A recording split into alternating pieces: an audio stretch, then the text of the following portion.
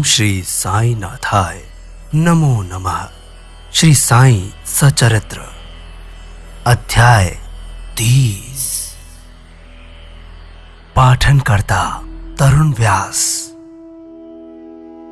इस अध्याय में बताया जाएगा कि 3 अन्य भक्त किस प्रकार शिरडी की ओर खींचे चले आए, जो बिना किसी कारण भक्तों पर स्नेह करने वाले दया के सागर हैं, निर्गुण होकर भी भक्तों के प्रेमवश ही जिन्होंने स्वेच्छापूर्वक मानव शरीर धारण किया, जो ऐसे भक्त वत्सल हैं कि जिनके दर्शन मात्र से ही भवसागर के भय और समस्त कष्ट दूर हो जाते हैं, ऐसे श्री साईनाथ महाराज को हम नमन करते हैं। भक्तों को आत्मदर्शन कराना ही संतों का प्रधान कार्य है। श्री साईं तो संत शिरोमणि हैं, उनका तो मुख्य ध्येय यही है। जो उनके श्री चरणों की शरण में आते हैं, उनके समस्त पाप नष्ट होकर निश्चित ही दिन प्रतिदिन प्रगति करते हैं। उनके श्री चरणों का स्मरण कर पवित्र स्थानों से भक्तगण शिरडी आते हैं और उनके समीप बैठकर श्लोक पढ़कर गायत्री मंत्र का जाप किया करते हैं। ओम भूर्भुवः स्वः तत्सवितुर्वरेण्यं भर्गो देवस्य धीमहि धियो यो नः प्रचोदयात्। परंतु जो निर्बल और सर्व प्रकार से दीनहीन है और जो ये नहीं जानते कि भक्ति किसे कहते हैं, उनको तो केवल इतना ही विश्वास है कि अन्य सब लोग उन्हें असहाय छोड़कर उपेक्षा भले ही कर दें, परंतु अनाथों के नाथ श्री साईं मेरा कभी परित्याग नहीं करेंगे। जिन पर वो कृपा करेंगे उन्हें प्रचंड शक्ति, नित्य अनित्य में विवेक और ज्ञान सहज ही प्राप्त हो जाता है। वो अपने भक्तों की इच्छाएं जानकर उन्हें पूर्ण किया करते हैं, इसलिए भक्तों को मनोवांछित फल की प्राप्ति हो जाया करती है और वो सदा कृतज्ञ बने रहते हैं। हम उन्हें साष्टांग प्रणाम कर प्रार्थना करते हैं कि वो हमारी त्रुटियों की ओर ध्यान न देकर हमें समस्त कष्टों से बचा लें। जो विपत्तिग्रस्त इस प्रकार श्री साईं से प्रार्थना करता है, उसे साईं कृपा से पूर्ण शांति और सुख समृद्धि प्राप्त होती है। श्री हेमाड़ पंत कहते हैं कि हे मेरे साईं, तुम तो दया के सागर हो। ये तो तुम्हारी ही दया का फल है जो आज ये साईं सचरित्र भक्तों के समक्ष प्रस्तुत कर रहा हूं। अन्यथा मुझ में इतनी योग्यता कहां है जो ऐसा कठिन कार्य करने का दुस्साहस भी कर सकता हूं। जब पूर्ण उत्तरदायित्व साईं ने ऊपर ही ले लिया है, तो हेमाड़ पंत को तिल मात्र भी भार प्रतीत नहीं हुआ और न ही उन्हें इसकी चिंता ही हुई। श्री साईं ने इस ग्रंथ के रूप में उनकी सेवा स्वीकार कर ली। ये केवल उनके पूर्व जन्म के शुभ संस्कारों के कारण ही संभव हुआ, जिसके लिए वो अपने को भाग्यशाली और कृतार्थ समझते हैं। अब आगे जो बताई जा रही है कथा, वो कपोल कल्पित नहीं है, वरन विशुद्ध अमृत तुल्य है। इसे जो हृदयंगम करेगा, उसे श्री साईं की महानता और सर्वव्यापकता विदित हो जाएगी। परंतु जो वाद विवाद और आलोचना करना चाहते हैं, उन्हें इन कथाओं की ओर ध्यान देने की आवश्यकता भी नहीं है। यहां तर्क की नहीं, वरन प्रगाढ़ प्रेम और भक्ति की अत्यंत अपेक्षा है। विद्वान भक्त और श्रद्धालु या जो भी अपने को साईं पद सेवक समझते हैं, उन्हीं को ये कथाएं रुचिकर और शिक्षाप्रद प्रतीत होगी। अन्य लोगों के लिए तो ये निरी कपोल कल्पनाएं ही हैं। श्री साईं के अंतरंग भक्तों को श्री साईं लीलाएं कल्पतरु के सदृश हैं। श्री साईं लीला रूपी अमृतपान करने से अज्ञानी जीवों को ज्ञान, गृहस्थ आश्रमियों को संतोष और मुमुक्षुओं को एक उच्च साधन प्राप्त होता है। अब हम इस अध्याय की मूल कथा पर आते हैं। काकाजी वैद्य। नासिक जिले में वणी ग्राम में काकाजी वैद्य नाम के एक व्यक्ति रहते थे। वो श्री सप्तश्रृंगी देवी के एक मुख्य पुजारी थे। एक बार वो विपत्तियों में कुछ इस प्रकार ग्रसित हो गए कि उनके चित्त की शांति भंग हो गई और वो बिल्कुल निराश हो उठे। एक दिन अति व्यथित होकर देवी के मंदिर में जाकर अंतःकरण से वो प्रार्थना करने लगे। कहने लगे, हे देवी, हे दयामयी, मुझे कष्टों से शीघ्र मुक्त करो। उनकी प्रार्थना से देवी प्रसन्न हो गई और उसी रात्रि को उन्हें स्वप्न में आई और बोली, तू बाबा के पास जा, वहां तेरा मन शांत और स्थिर हो जाएगा। बाबा का परिचय जानने को काकाजी बड़े उत्सुक थे, परंतु देवी से प्रश्न करने के पूर्व ही उनकी निद्रा भंग हो गई। वो विचारने लगे कि ऐसे ये कौन से बाबा हैं जिनकी ओर देवी ने मुझे संकेत किया है। कुछ देर विचार करने के पश्चात वो इस निष्कर्ष पर पहुंचे कि संभव है कि वो त्र्यंबकेश्वर बाबा यानी शिव भगवान ही हो। इसलिए वो पवित्र तीर्थ त्र्यंबकेश्वर यानी नासिक की ओर रवाना हो गए। वहां 10 दिन व्यतीत किए।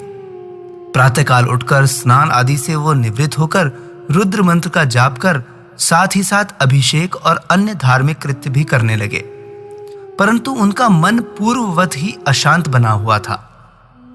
तब फिर अपने घर लौटकर वो अति करुण स्वर में देवी की स्तुति करने लगे। उसी रात्रि में देवी ने उन्हें पुनः स्वप्न में दर्शन देकर कहा, तू व्यर्थ ही त्र्यंबकेश्वर क्यों गया? बाबा से तो मेरा अभिप्राय था शिरडी के श्री साईं समर्थ।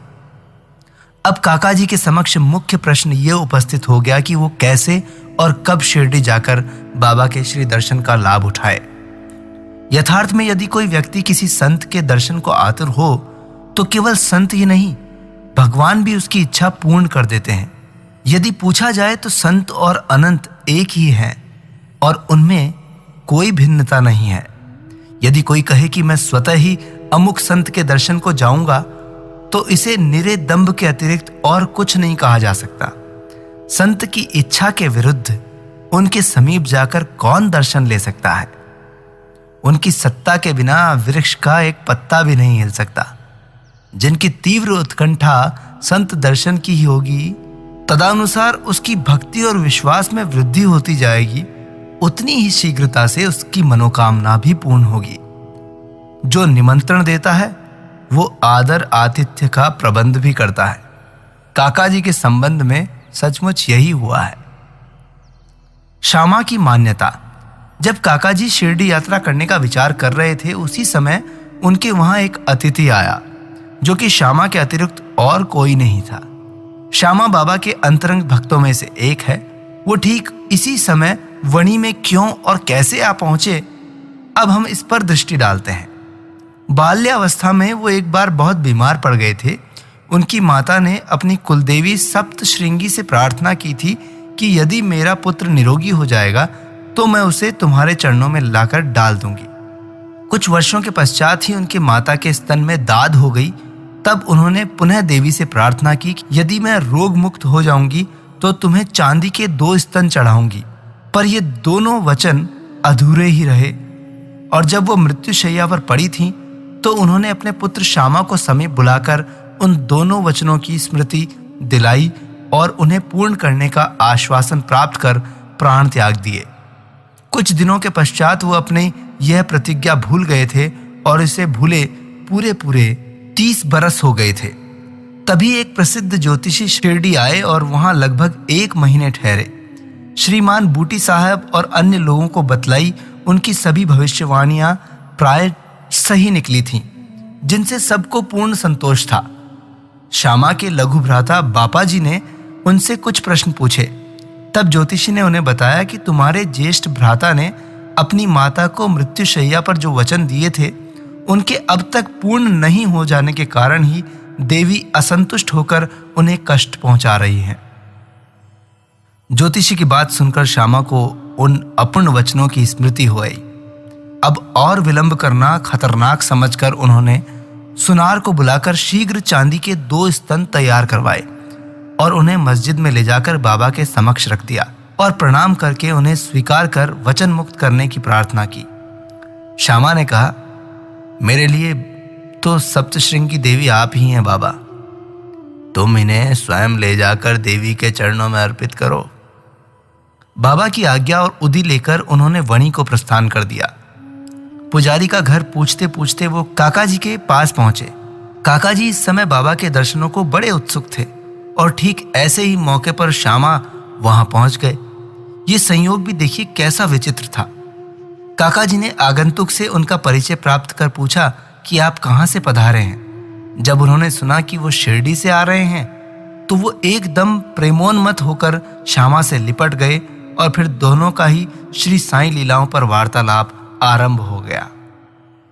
अपने वचन संबंधी कृत्यों को पूर्ण कर वो काका जी के साथ शिरडी लौट आए। काका मस्जिद पहुंचकर बाबा के श्री चरणों से जा लिपटे। उनके नेत्रों से प्रेमाश्रुओं की धारा बहने लगी। उनका चित्त स्थिर हो गया। देवी के दृष्टांतानुसार जैसे ही उन्होंने बाबा के दर्शन किए, उनके मन की अशांति तुरंत नष्ट हो गई और वो परम शांति का अनुभव करने लगे। वो विचार करने लगे, कैसी अद्भुत शक्ति है। बिना कोई संभाषण या प्रश्नोत्तर किए आशीष पाए दर्शन मात्र से ही अपार प्रसन्नता हो रही है। सचमुच में दर्शन का महत्व तो इसे ही कहते हैं। उनके त्रिषित नेत्र साईं चरणों पर स्थिर हो गए। वो अपनी जिह्वा से एक शब्द भी नहीं बोल सके। बाबा की अन्य लीलाएं सुनकर उन्हें अपार आनंद हुआ। वो पूर्णतः बाबा के शरणागत हो गए। सब चिंताओं और कष्टों को भूलकर वो परम आनंदित हुए। उन्होंने वहां सुखपूर्वक 12 दिन व्यतीत किए और फिर बाबा की आज्ञा, आशीर्वाद और उदी प्राप्त कर अपने घर लौट आए। खुशाल चंद राहता निवासी की कथा। ऐसा कहते हैं कि प्रातः बेला में जो स्वप्न आता है वो बहुधा जागृत अवस्था में सत्य ही निकलता है। ठीक है, ऐसा ही होता होगा, परंतु बाबा के संबंध में समय का ऐसा कोई प्रतिबंध नहीं था। ऐसा ही एक उदाहरण प्रस्तुत है। बाबा ने एक दिन तीसरे पहर काका साहब को तांगा लेकर राहता से खुशाल चंद को लाने के लिए भेजा, क्योंकि खुशाल चंद से उनकी कई दिनों से भेंट नहीं हुई थी। राहता पहुंचकर काका साहब ने यह संदेश उन्हें सुना दिया। ये संदेश सुनकर उन्हें महान आश्चर्य हुआ और वो कहने लगे कि दोपहर को भोजन के उपरांत थोड़ी देर मुझे झपकी आ गई थी। तभी बाबा स्वप्न में आए थे और मुझे शीघ्र ही शिरडी आने को कहा है, परंतु घोड़े का उचित प्रबंध नहीं हो सकने के कारण मैंने अपने पुत्र को यह सूचना देने के लिए उनके पास भेजा था। जब वो गांव की सीमा तक ही पहुंचा था, तभी आप सामने से तांगे में आते दिखाई दिए। वो दोनों उस तांगे में बैठकर शिरडी पहुंचे और बाबा से भेंट कर उन्हें बड़ी ही प्रसन्नता हुई। बाबा की ये लीला देखकर खुशाल चंद गदगद हो गए। बंबई के रामलाल पंजाबी। बंबई के एक पंजाबी ब्राह्मण श्री रामलाल को बाबा ने स्वप्न में एक महंत के रूप में दर्शन देकर शिरडी में आने के लिए कहा। उन्हें नाम ग्राम का कुछ भी पता न चल रहा था। उन्होंने श्री दर्शन करने की तीव्र उत्कंठा तो की थी, परंतु पता ठिकाना ज्ञात न होने के कारण वो बड़े असमंजस में पड़े हुए थे। जो आमंत्रण देता है वही आने का प्रबंध भी करता है, और अंत में हुआ भी वैसा ही।